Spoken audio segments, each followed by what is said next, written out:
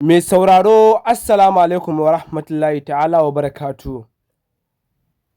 Barkanmu da warhaka, barkanmu da sake kasancewa a daidai wannan lokaci.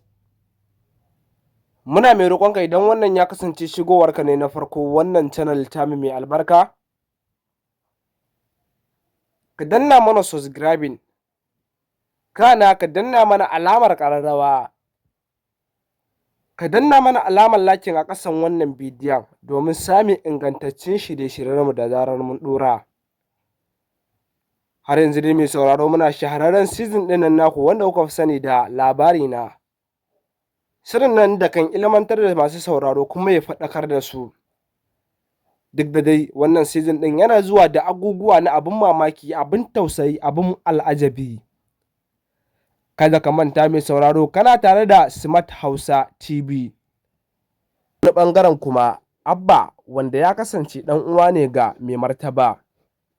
A yayin da Abba ya je gurin mai martaba a bisa dalili guda ɗaya, yana so mai martaba ya ba shi izini ya ɗauki matarsa Sumayya daga gidan, su canza gida su koma su rayuwarsu a nan.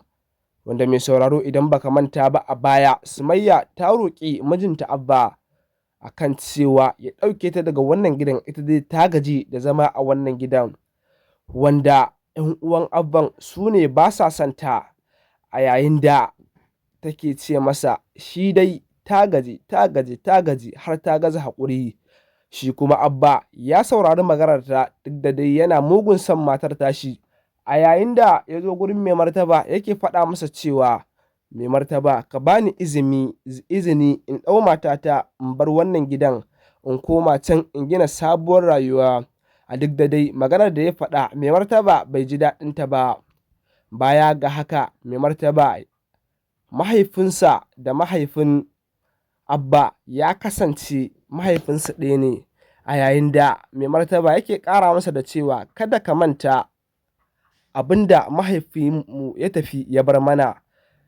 Yanzu dai ka ga Abba daga ni sai kai ne maza, a yanzu in ka tafi ka bar ni sai mata, ya zan yi kenan ni kaɗai a cikinsu, in ina neman shawara ta maza sai na je na nemo ka.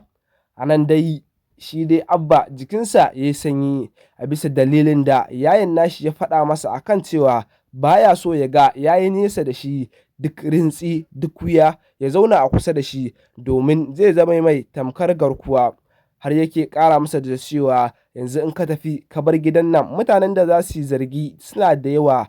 Na farko za a yi zargin cewa ni na kore ka daga wannan gidan saboda kar kai gadon mulki, kar kai gaji sarauta. Na biyu kuma mutane za su ga cewa kai ne ka ga abin da nake yi ba ka so, shi yasa za ka bar wannan gidan. Halin yanzu mai sauraro Agola wanda ya kasance ɗan uwa ne ga ɗan Audu, a yayin da Agola ya zo gidan su Sumayya gurin mahaifin Sumayya, shi kuma Agola yana bakin gate yana jiran ɗan Audu.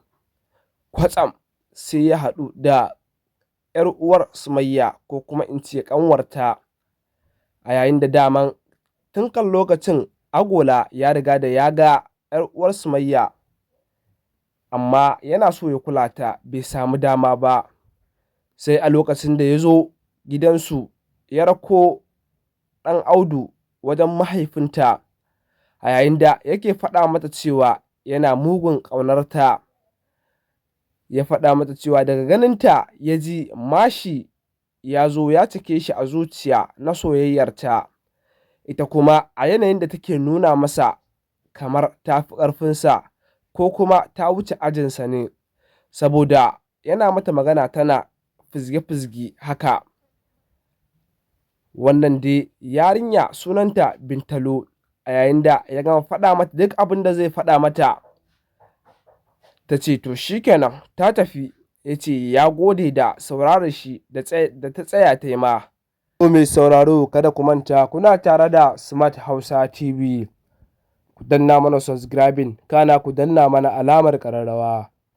Ku danna mana alamar lakin a ƙasan wannan bidiyon domin samun ingantaccen shirye-shiryenmu da zarar mun ɗora. Smart Hausa TV taku ce, muna godiya.